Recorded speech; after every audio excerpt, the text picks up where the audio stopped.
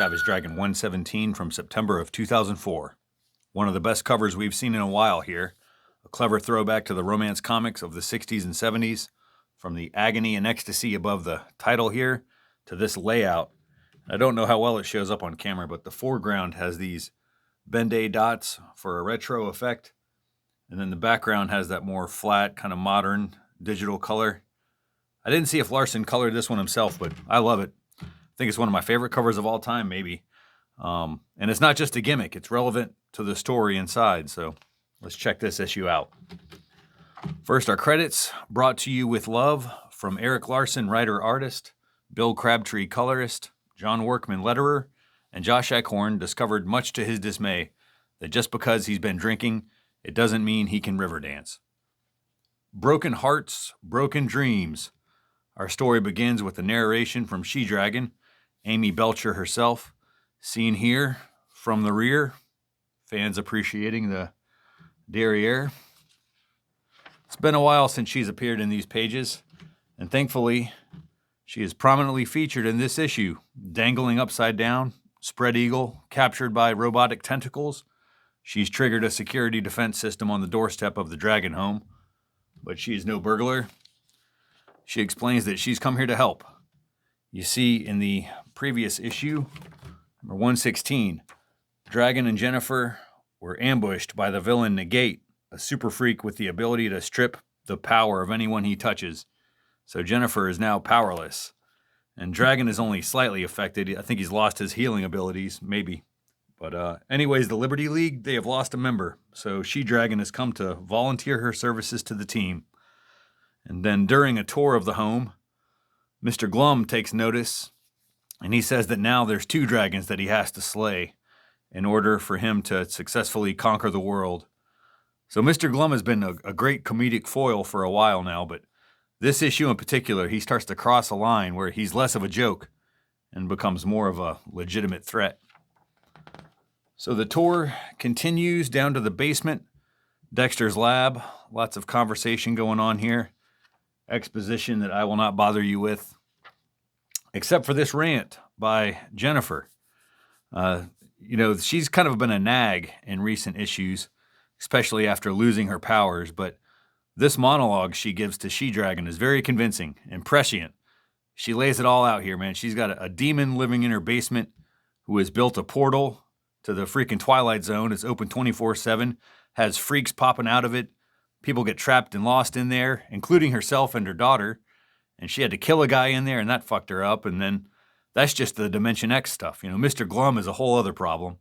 Dragon doesn't take him seriously, and then this little red creep could be extremely dangerous, especially since he has the God Gun, which Jennifer smartly brings up has gone missing. They don't know that, but she's aware that gun's missing, and then she also brings up the world-devouring monster named Universo that is being held in a prison cell by one of Dragon's space buddies. That could go wrong at any moment.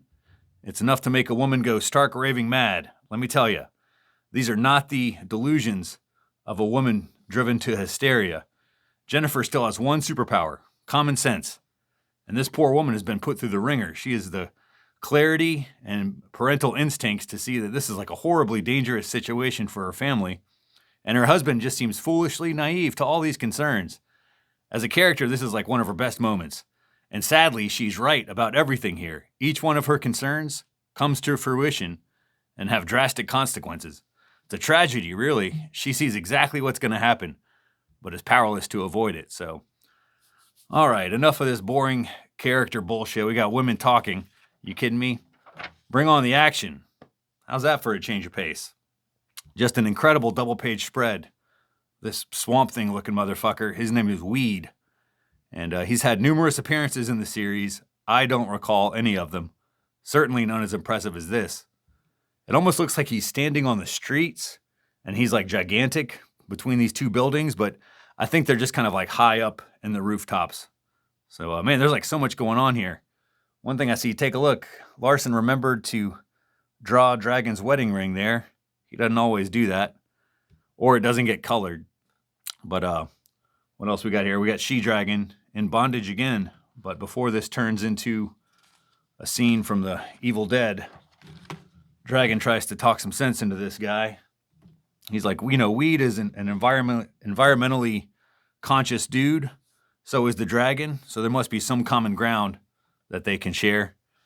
And Dragon is rewarded for his empathy by having his mouth and eyeballs just filled with leaves and branches. I see they're even going into his ears. I would guess his butthole as well. At this point, Weed has nothing to lose. But neither does the she-dragon. She breaks out a flamethrower and just torches this dude. Says, "Eat hot death." It's badass.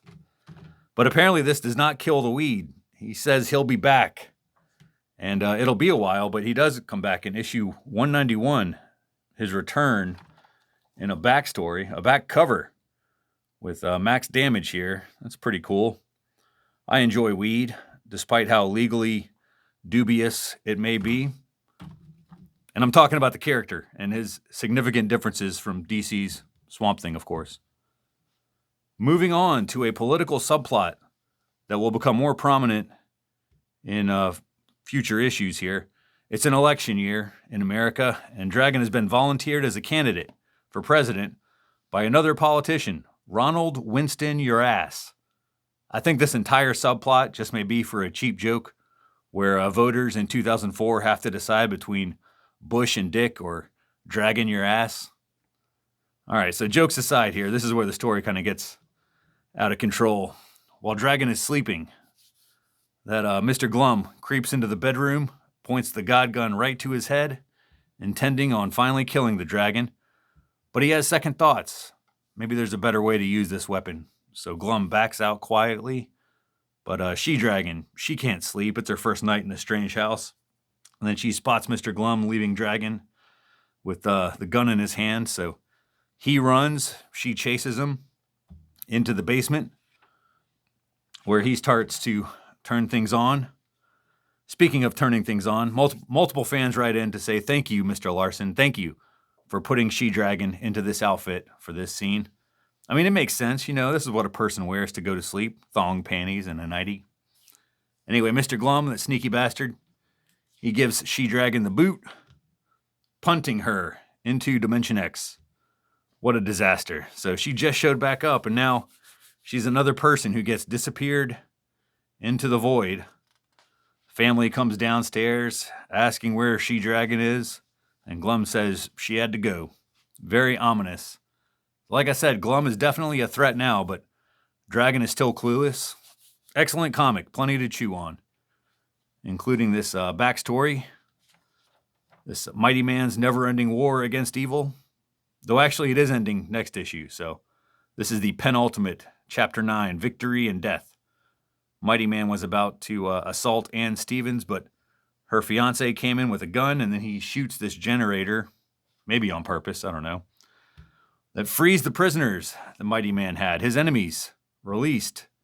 In this double-page spread by artist Mark Englert. So they overwhelm Mighty Man, who's the real villain in this story, and they beat him within an inch of his life, but Ann tries to save him because she's a nurse. She values human life. And but Billy Berman, he dies not before transferring his power back to Ann, once again making her Mighty Man. Cool. Fanatics, we got, 3 pages. They've recently been shorter, like only a page or two, but this one has plenty going on. Larson mentions his struggle to maintain a monthly schedule, which, while also fulfilling his new publisher duties. And then he plugs 2 new miniseries, both by Robert Kirkman. There's the Super Patriot War on Terror and the Savage Dragon God War. I don't think I've read the Super Patriot series, but I've got God War, so maybe we'll check that out at some point. Let's see, we've got reaction to issue 114 here. Augie DeBleck Jr., he hasn't written in a while. He's excited about the return of Freak Force next issue. Nick Justice here asks if Larson is intentionally reusing some panel designs. So he calls out some specific pages in issue 114, like issue 22 and page 15. Let's see here. I mean, I see. Larson says it's accidental when he reuses the panel. I guess there's like a bigger one here, and then I don't really see the issue with this, so I don't know. Another letter. Let's see. We got Joe Torcivia. He's asking about the free Comic Book Day Image Comics Summer Special, which featured an all-new Savage Dragon story. And I think that gets reprinted in issue 125, so we'll cover that one in the future. But that's about it for this one. Oh, except for Comic Bits by Chris G. Russo. Another exciting chapter in the ongoing adventures of G-Man and his brother, who end up getting lost in Dimension X there. So will there be a crossover with She-Dragon? We'll find out next time in issue 118. Adios.